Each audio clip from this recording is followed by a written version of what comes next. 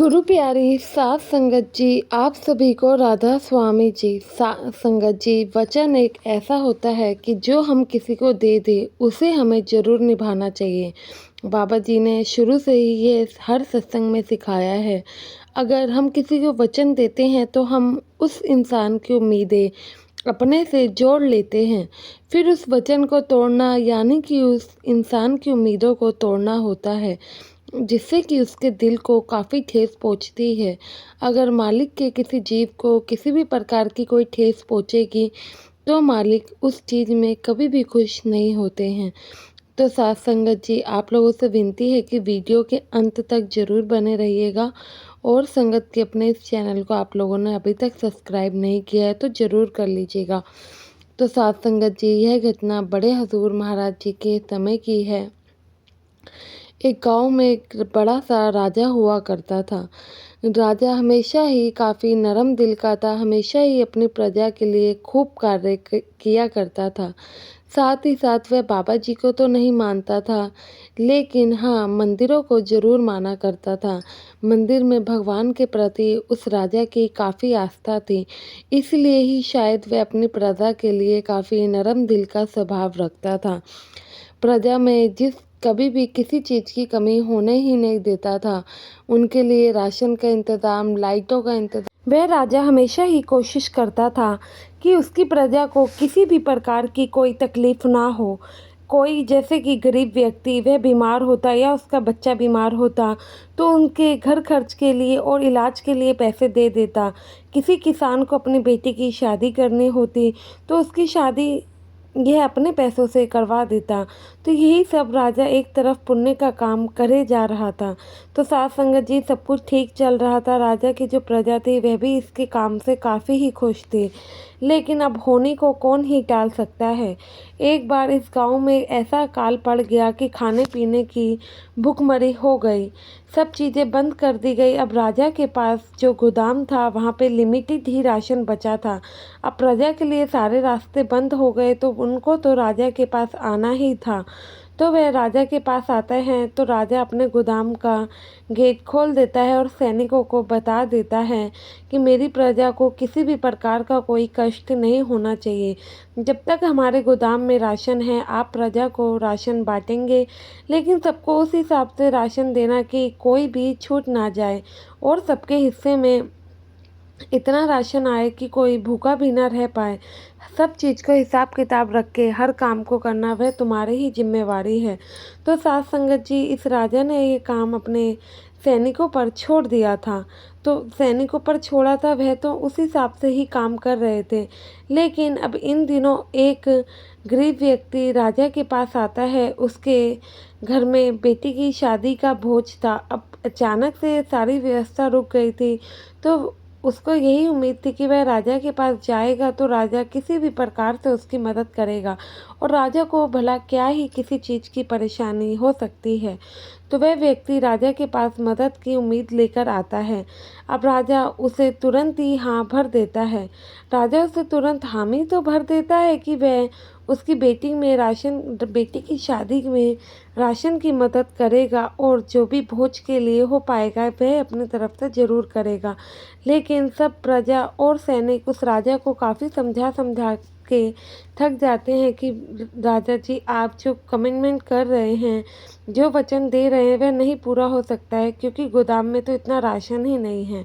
तो राजा फिर अपने सैनिकों से ये ऐलान करता है, भले ही राजमहल के लिए राशन बचे या न बचे, उनकी प्रजा में और जो वह गरीब व्यक्ति अपनी बेटी की शादी के लिए राशन मांगने आया था उन सबको ज़रूर मिलना चाहिए। ऐसे ही करते करते अब गोदाम में राशन ख़त्म होने को आता है, लेकिन गांव में जो तकलीफ़ हुई थी वह ख़त्म होने का नाम नहीं ले रहे थे। राजा अपने जो महल के लोग थे उन्हें भी भूखा नहीं देख सकता था।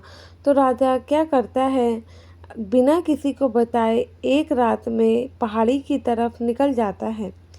पहाड़ी की तरफ काफ़ी समय बिताता है। वहाँ पे एकांत में परमात्मा से किए गए जो कि उसने वचन किया था उसके लिए बताता है, उसकी तरफ से माफ़ी मांगता है और कहता है कि हे मेरे मालिक, अगर मेरा ये वचन मेरी प्रजा के सामने झूठा हुआ तो मैं कहीं का नहीं रहूँगा। मेरी प्रजा को मुझसे काफ़ी उम्मीदें हैं। अगर मैं उनकी उम्मीदें नहीं पूरी कर पाया तो मैं किस बात का राजा कहला सकता हूँ। तो साध संगत जी वह काफ़ी मतलब कि पहाड़ी पे जाके तपस्या करने लगता है। तपस्या करता है तो उसे एक वहाँ पे साधु भी मिलते हैं, जो कि वह सत्संगी ही थे। तो मिलते हैं तो राजा की सब परेशानी सुनते हैं। राजा की सब परेशानी सुनने के बाद साधु इस राजा को एक आशीर्वाद देते हैं।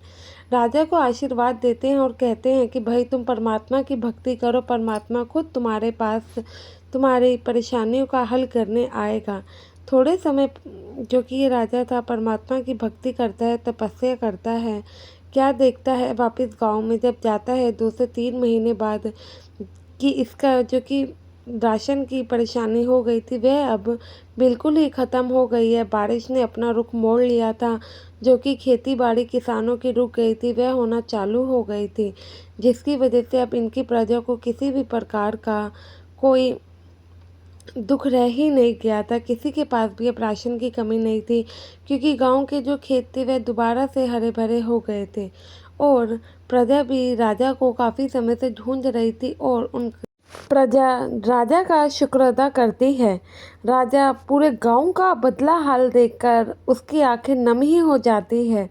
तुरंत नंगे पैर दौड़े दोबारा उस पहाड़ी पे चले जाता है और दोबारा ही बिना किसी को बताए जाता है। वहाँ पे जो साधु होते हैं वहाँ जाके उनके पैरों में गिर जाता है।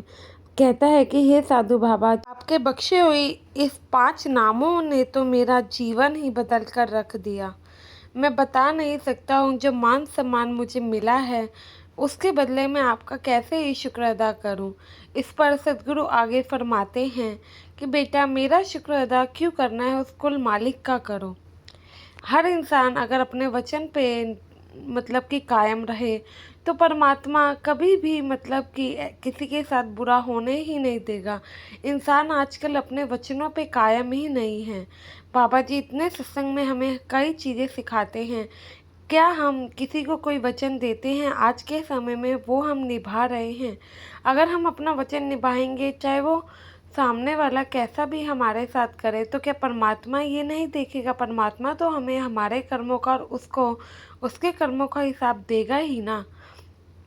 लेकिन साधु बाबा समझाते हैं कि ये चीज़ें आज के समय में कोई नहीं समझ रहा है। आज के कलयुग के समय में हमें उसको हराना है परमात्मा की भक्ति करके। तो साथ संगत जी हम लोग भी अगर किसी को कोई वचन देते हैं उसे हम लोगों को पूरा ज़रूर करना चाहिए। मैं आशा करती हूँ कि ये वीडियो आपको कुछ नई सीख देगी। वीडियो अच्छी लगी हो तो लाइक और बाबा जी की कृपा पाने के लिए कमेंट में तो राधा स्वामी लिखना ना भूलें। संगत के अपने इस चैनल को आप लोगों ने सब्सक्राइब नहीं किया है तो ज़रूर कर लीजिए।